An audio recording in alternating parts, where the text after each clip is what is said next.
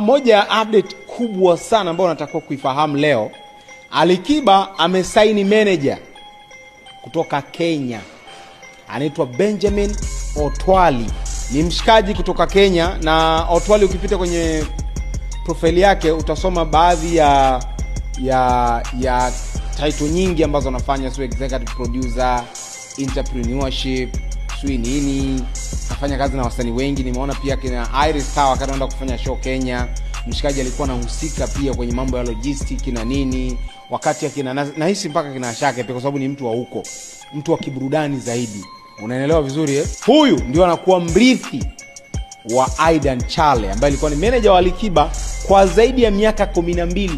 Maana alifanya kazi na Alikiba kama miaka 13 hivi. Official Alikiba ametangaza manager wake mrithi wa Aidan Chale, Beni, mshikaji kutoka Kenya. Mshikaji ana exposure of course.